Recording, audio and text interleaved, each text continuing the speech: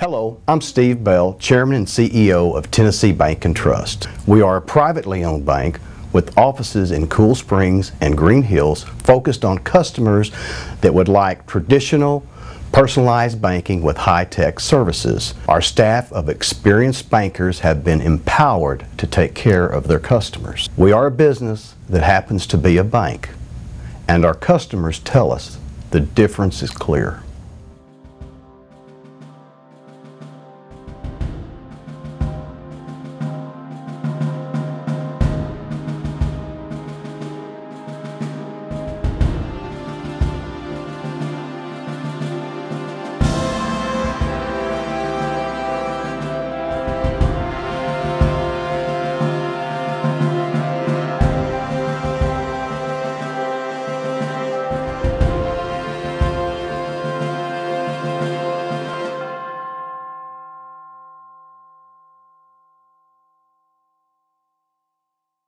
I'm going to jump right in. We got some great experts, and we're going to talk today about branding, and we're going to talk about how to engage your employees to be part of the branding, to be brand ambassadors.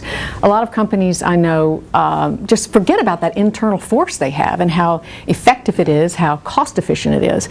But branding means a lot of things to a lot of people.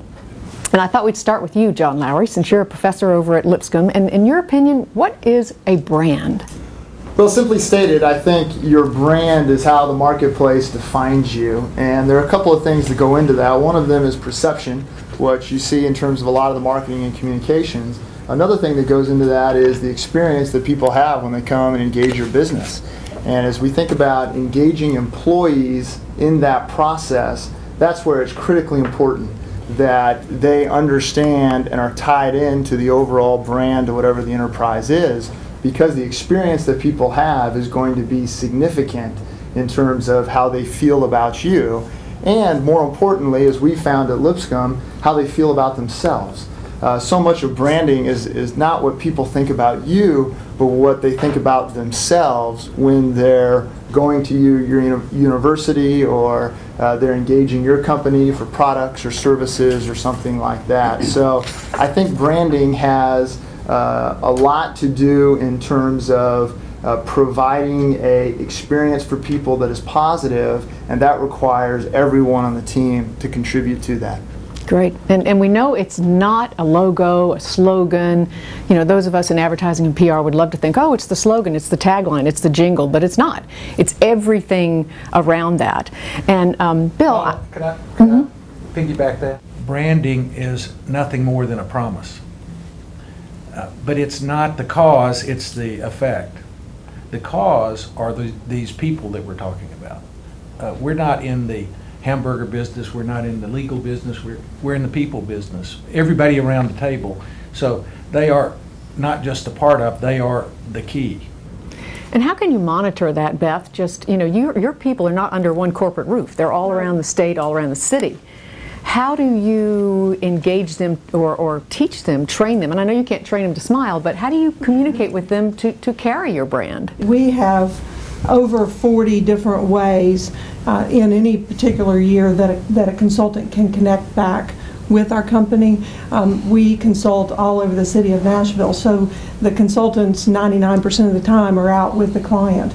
And so we look for ways to get them connected back, to keep that alignment in terms of the brand message, our vision, what we're trying to accomplish. And we do that in a variety of ways, from team connections monthly that we get together and do experience sharing, to getting involved in the community. This fall we'll be part of the Dragon Boat races as an example, a way to pull people together to have that connection and that bond. For us, a key is that you have got to focus on your leaders in your organization. You've got to give them the messages, the tools, the information, the accomplishments that you've made, and let that information cascade through the organization. So we think that it's important to focus on leaders if you want to reach all your employees. And we know employees want to hear from the people they report to, and they want to know, what does this have to do with the work that I'm doing? You have to understand the culture first. I mean, no matter how talented employees that you're recruiting will be, if if the employees they don't fit in the culture of your company, it's not going to work. And in our company, what we do first is we look at our culture, if we're well set, but then we look at the personality of the individuals. And sometimes we go like, he has all the credentials, or she has all the credentials, but really it's not going to fit. So we try to maintain that culture, just live it, very dynamic, and so that's one thing that sometimes even consultants, they come in, they make recommendations, but really they don't drill into the culture of the company first. And I think it's important that the interview process and sort of vetting those employees is really important, but then kind of once they've entered your company, part of what we do, we have a fairly formalized orientation process, and the real goal of that process is to introduce them to our culture. So, because I think employees come into a company and they see what's on the mission statement, they hear a little bit, but they really start looking around to see what is the culture of this place? How do they want me to act? Do I fit in with this culture? Because you may or may not get that through an initial interview, but initially introducing them to the culture and being certain from day one that and our orientation process actually includes leadership, where we communicate that culture of honesty, integrity, respect. And we really think that if an employee, our communication with them is primarily around initially how we expect to treat them. Because we really think that if an employee feels that they're treated with integrity and honesty and respect and trust, that we trust them, then they'll deliver that when they go to the doorstep, a home or a business, then they will deliver that same approach to our customers that we've kind of delivered to them. So it's not so much about how you need to treat the customer, it's how we intend to treat you, and that fosters in them a desire to do the same for the customer. Leadership, as you so well said, is the key, and leadership is about casting a vision. It's about affirming, catching people doing something good and praising it. It's about pushing credit down. It's about empowering. And then it's about feedback when they get off base, but that's not a punishment thing, that's a celebratory thing. It's the same kind of thing as our kids. What do we do when they're learning to walk? We create boundaries and then celebrate every time they fail. We're clapping and praising and attaboying every time they fail and they learn to walk. Well, leadership's the same kind of thing and pushing credit down. Louise, you've got, I don't know how many employees at CCA, but they're not all under one roof. Corrections Corporation of America owns and operates 65 prisons, jails, and detention centers for government. Similar to CHS, we face those opportunities of having a very diverse workforce in multiple locations. What we have recognized, as so many businesses have today, is that you need to meet your employees and communicate to them where they are. What we have really been focusing on is going from one-way communication, where we're delivering news, to three-way communication, where we're creating a community that lets employees communicate with one another. And social media and the digital age is perfect for that. You know, a lot of businesses are very nervous about social media, so I'm glad you talked about that. And I'm interested from any of you or all of you, what kind of restrictions you put on social media, or do you just let it fly? We do have a formal social media policy. It started out as a casual guideline, and then once you get your lawyers and your HR team involved, it becomes very rigid, as it needs to be. And the goal is to encourage employees to be your ambassador, but also have them know some of the restrictions on what's confidential, what's inappropriate. And then we've had every single employee read and sign the social media policy. So they have to agree to further the brand. Basically, that's what you're saying. If it doesn't further the brand, it's outside the parameters of what they're supposed to use that for. David, I've been in your place and was fascinated by just the response I got when I walked in the door. I was a stranger, I went in, everybody was so friendly, and you're a family business, right? That's right. And a lot of what we've been talking about, I think, is very relevant to us, even though we're a much smaller company, only 175 employees. So we complain about having our employees at different job sites and things, but it's nothing like what you all are dealing with. And unlike other companies that can decide, what are our values and what do we want to be about. Our company is 72 years old.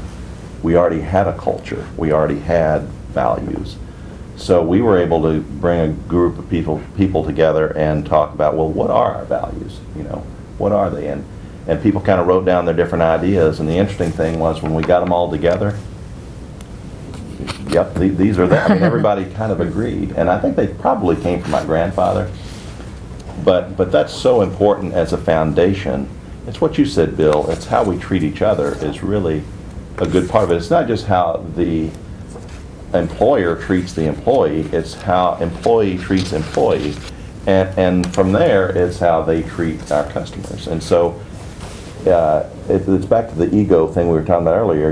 It's turns out it's not about me, it's about them, And that's true if everybody is that way. And of course, when we screen candidates and we talk to people, that's very important. We want healthy self-worth, that kind of thing.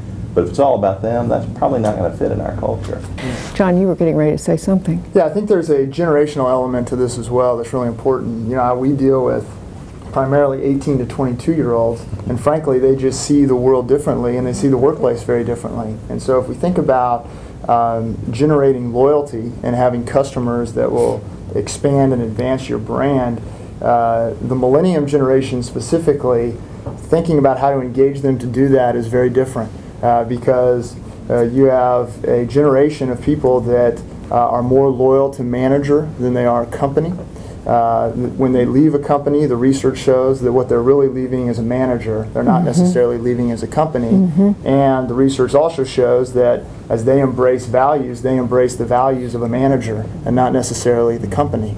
And so thinking from a leadership standpoint about how to equip managers to deal with the incoming generation into the workforce, it requires a completely different skill set because the millennium generation specifically is just driven in a different way. Several of you have talked about not tests, but kind of interview situations. Do any of you have any advice to those who are listening or watching us about any particular kind of test you find helpful, or any range of questions? Beth, you might have some ideas. One of the things that we have added to the front end is what we call a writing exercise. And it's not really a writing exercise, it's to get them to demonstrate how they think, how they organize, how they communicate. And so we'll give them a sample problem.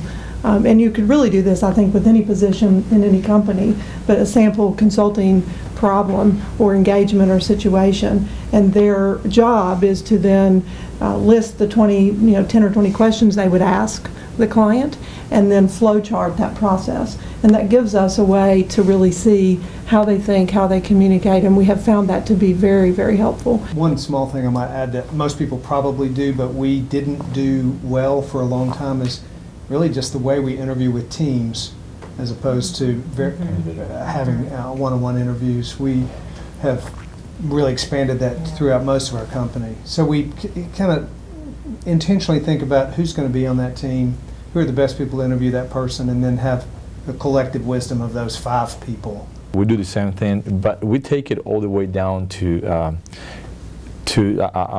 our employees, and we bring them on and they said, listen, we're going to be bringing a new supervisor. We want to feel how you guys feel about it, And if the feedback is being sure that you include everything is inclusive, because at the end of those employees are going to be reporting to this person, which you were saying before, John, is that you don't want to get just the attitude of the manager, you want to get the attitude of the company. So I've had the privilege of taking a tour with Nelson of his facility and meeting just a whole handful of his employees, and I was fascinated with how interested Nelson was in their personal lives. But it was fascinating the personal connection that Nelson had, and I think that's a big part of this as well. And so this is how we work.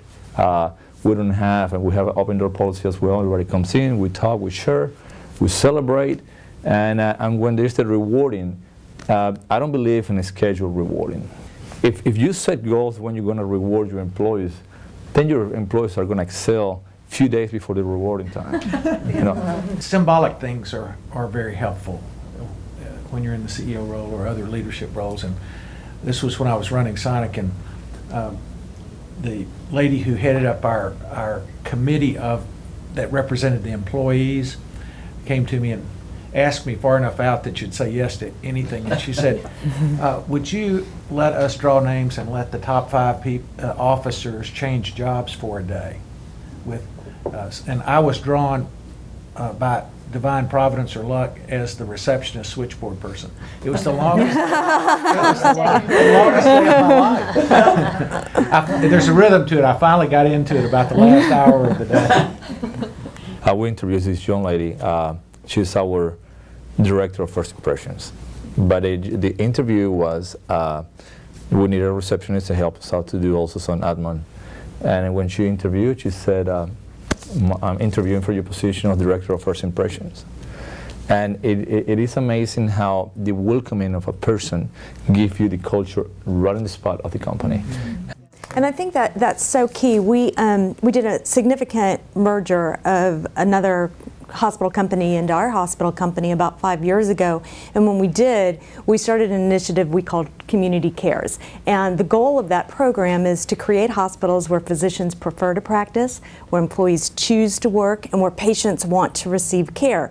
And there isn't a day that goes by that you don't hear somebody say that mantra and you don't read it somewhere in a communication. And so for 5 years, we've gone back and said this over and over again, and we've trained people on behaviors that lead to those results. And it does not matter if you're saving a life in an emergency room, or mopping a hallway in a hospital, or analyzing data in the corporate office. That's what we're all here to do every single day. And when you can tie to a purpose and make people feel that they are part of something larger, of a value and a goal that they can believe in, it transforms the workplace. That whole concept of purpose is so important, and it defines what your culture is, and you need to not just be able to say it, but people need to feel it. I mean, it has to be real. It has to be. Somebody said earlier that a person was a good leader because you were transparent. It's because you're genuine. And I think that is such a key part of it. You know, we came up with the same process I described for the values, that our culture is to create a culture of excellence that helps our people reach their potential and has a positive impact on everyone they touch. When we talk about that to people, that when they're working there, they know because everyone there is trying to help them get better. And even when we have people that leave us, are they better off for the time they spent with us? And most people would say yes. And that, to me, is success. I mean, I don't want people leaving, right? But sometimes there's another place they could go that's better for them and their family, and I understand that. But if they grew and were better off for that time, I feel like that's our purpose of our company. So we've achieved that. We've actually, we're trying to develop a culture that says we have a purpose even beyond Lee Company. We're toying with an idea of giving people paid time off to work in 501c3s of their choice, and then they have a contest where they film a little YouTube of their work, this group of employees that might go to this particular organization, and then they submit all of those, and the winning submission will get maybe a $10,000 or $15,000 or $20,000 gift to their particular charity, and engaging our people in a culture of giving or a culture of serving that even goes beyond Lee Company. Because this new generation, they are about more than what our father's generation was about with regard to what they do at work.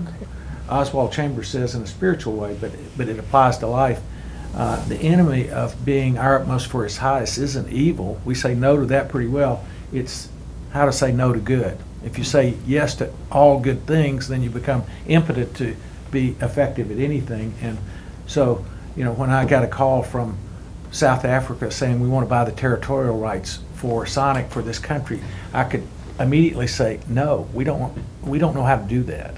Or when I got a call about, I mean, from well-qualified prospective franchisees, that can I put kiosk at ballparks? You know, we just don't know how to do that. We're going to stick to doing the things we know how to do. So mission statements, in addition to being something that employees can rally around and feel a key part of, it also allows you to say no to good things.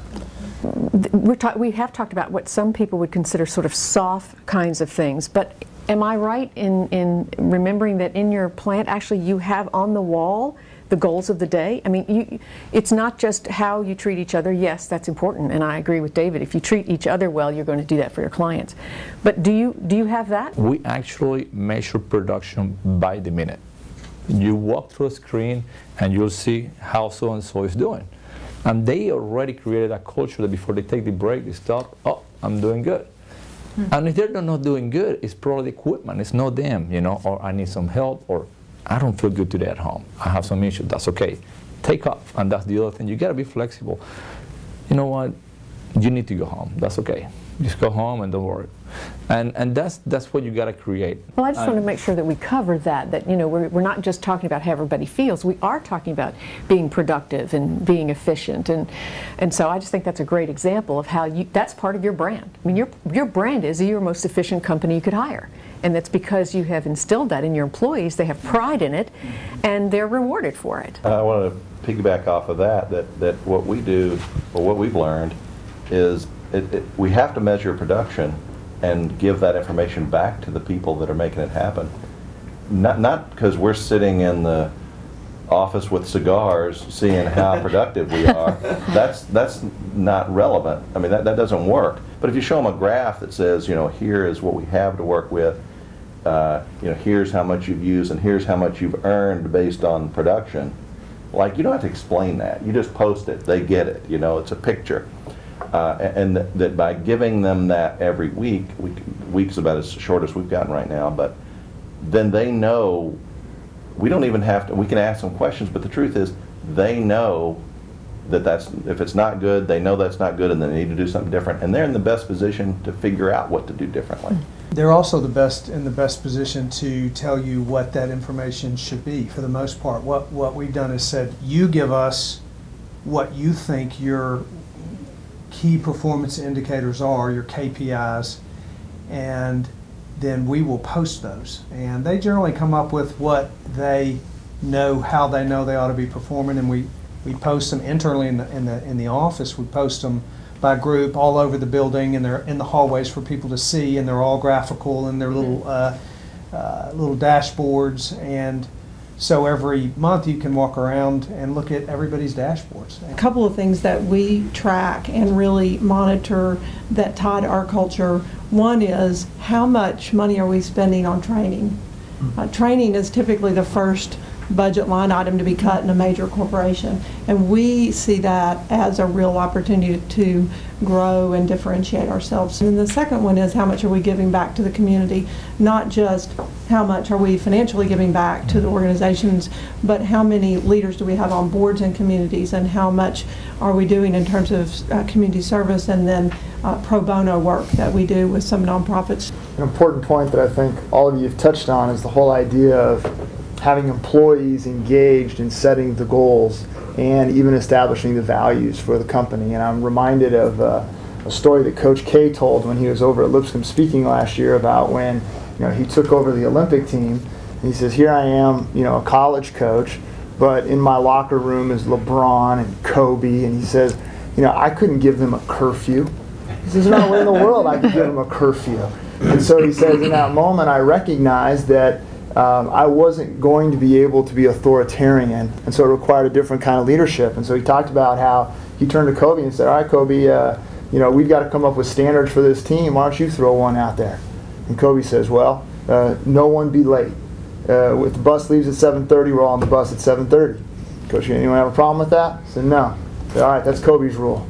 So now if they broke the rule, it was Kobe's rule, it wasn't my rule. And then at the end, what I thought was so powerful was when Coach K then had them all give him the authority to enforce their rules.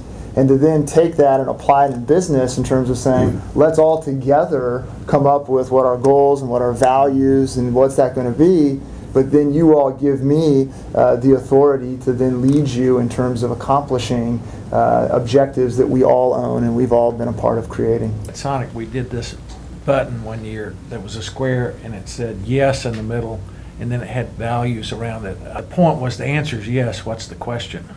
And the point we were making with our employees was, if you happen to make a mistake with a with one of your customers, if that's not solved on the spot, by the time they get to me with the complaint, they're a terrorist. They are out to do us damage, and they do severe damage. But when you go to a restaurant and have a bad experience, you tell on the average 22 people. When you have a good experience, you tell 4 people. And you don't go to restaurants where your friends tell you they had a bad experience. So it costs us very little for you to solve it on the spot. You are empowered to do that. If it's give the next meal on us, here's a card that allows you to do that. That's so important. I'm always impressed when I can tell an employee is empowered to fix my problem. It's very impressive. Tommy, I'm going to ask you maybe the most difficult question. We've talked about branding and what our companies are, but with all companies, mistakes are made. Things happen, right? Nobody here has a perfect company where every day everything goes right. How important is it to explain to so many employees when something happens and it's not consistent with your brand? I think you've just got to be honest, and you've got to, you know, when you have something go wrong in an organization, you have to help people understand why it went wrong and what you're doing to stop it from happening again. And if you have an organization that has the right culture and that has the right values, you learn from mistakes and you build upon those, and you become stronger and you become better because of those things. You never want them to happen. But you can't shy away from it when they do. You have to deal with them head on. As long as you depersonalize it, I think it's helpful, because it's not about that one person or that team that made the mistake, but it's about learning. In our company, we depersonalize it from the employee standpoint, but we try to personalize it from the customer standpoint. Yes. We communicate regularly to our folks that every time we get a complaint, statistically, there are 19 other people who haven't complained but who have had the same bad experience. So we do try to kind of make sure they recognize we didn't just have 5 complaints today. Mrs. Jones was unhappy with the way we did this, and she's an important person, and she matters to us, and there's 20 others, and approach that. That's very powerful. Yeah, I think what the employee can hear it from us, but it doesn't mean as much as when they hear this specific example from the client. There are 2 kinds of mistakes. We're talking about the ones that are within the boundaries of our culture, our cultural boundaries. But there are mistakes that occur that are outside of the cultural boundaries. And I think you have to deal with those violently, quickly, and differently. Yeah, you can't just talk it, you got to walk it. You got to walk the culture. I know we're coming to the end of our time, believe it or not, because it's been such fabulous information. I've been taking notes to take back to the office. But is there anything on anyone's mind in terms of, that we haven't talked about today, in terms of branding and something that you can bring to the table that worked for you? If we hire somebody that doesn't fit, a good person, but they just don't fit, how do you all deal with that? I think you hire slowly and you fire quickly, and I don't remember the exact quote to that, but I think it's true. A person that does not fit in the culture should stick out like a sore thumb, or you have a fractured culture. So it's obvious, and the right thing to do for the company and for the individual is to find opportunities for that person. So that's sort of my short answer. As in other opportunities? There's other opportunity outside of the company. Yes. Difficult thing to do. Difficult. When it becomes apparent they're not going to be successful inside your company, you're doing them a favor to You help really them go are. someplace else. Hard to do. And Hard we to do, usually, yeah, especially as your culture changes. Our company's 70 years old. We have 40-year employees. Things are really different today than they were 30 years ago. Our culture's different. Our expectations are different. But you're sitting there with a 36-year employee who's 58 years old and not fitting, and just to throw out there, it's tough. I want to thank everybody. This has been a wonderful roundtable, and I think we all learned something, got to share something. Thank you all very, very much.